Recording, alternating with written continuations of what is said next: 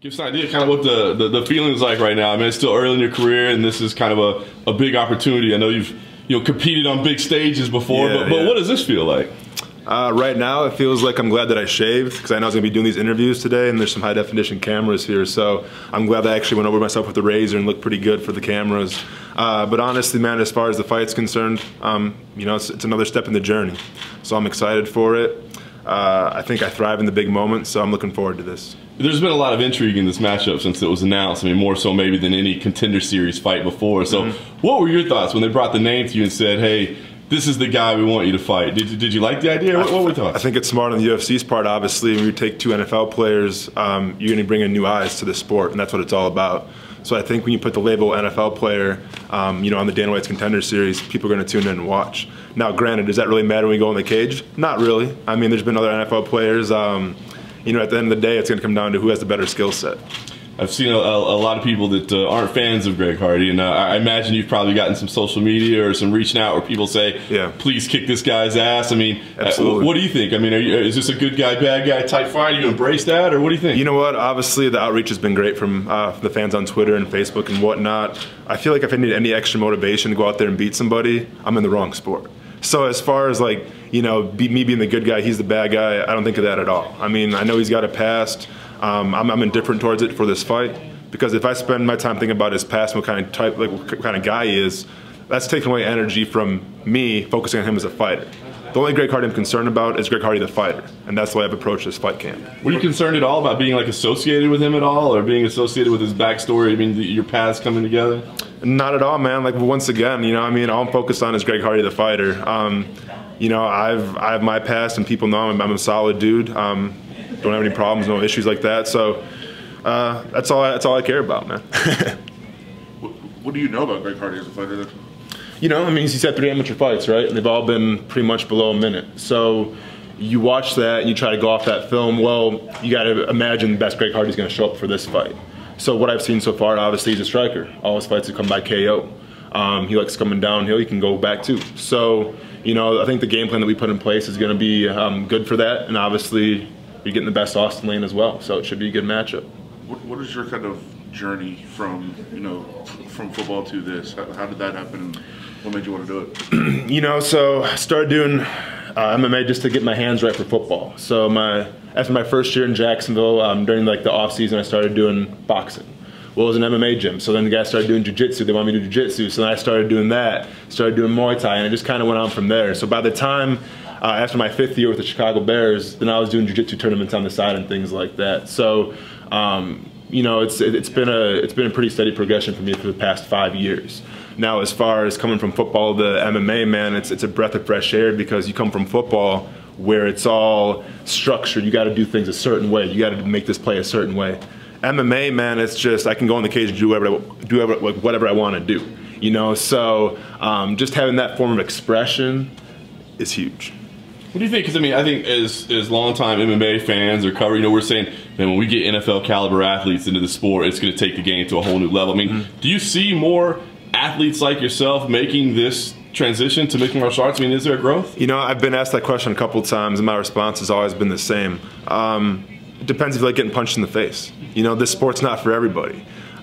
Sure, there can be glory, there can be fame, people can know who you are, but you gotta be willing to get punched in the face. And another thing is the money too. I mean, it's one thing if you're, a Conor McGregor, you're a household name, yeah, you're making good money.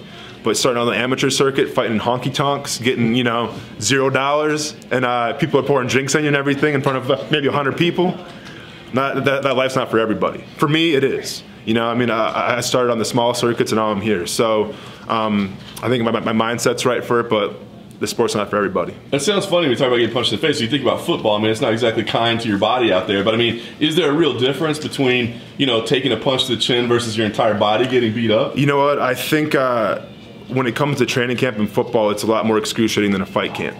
Because you think of football, and I'm coming back from the old school days when it was real two-a-days. Now everything's changed and everything like that. But my first year in Jacksonville, we had real two-a-days. You think about it, I'm playing defensive line. So I'm hitting heads with an offensive lineman 40, 50 plays a game.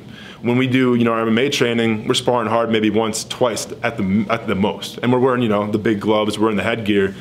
Football is just a never-ending, just nonstop on your head. So In that aspect, I feel like MMA is actually safer. How do you compare the feeling of victory in an MMA fight versus feeling of victory in a football game? I've said it like this, man. When I've won a football game, I've had a good game. You know, I go home and I sleep. When I get in a fight and knock somebody out, I go home and stay up for like another 6-7 hours and don't really sleep that night. So I think that the adrenaline rush is definitely a lot more in MMA, just because in football it's play the next play. In MMA, I mean, one play makes the difference, and it's either you win or you lose. So that's a difference of it. That description of getting a drink poured on you was pretty specific. Did that actually happen to you? Dude, you want to hear a crazy story? So my third MMA fight in Jacksonville was an amateur one. It was a honky-tonk, like I said, and knocked a dude out. And prior to this, I was getting drinks poured on me when I was walking to the cage, because his whole crew was rolling deep, I guess. So I got drinks poured at me going to the cage. You know, they were talking shit, and I actually just went to him and went, one round. That's all I said, one round. So knock him out.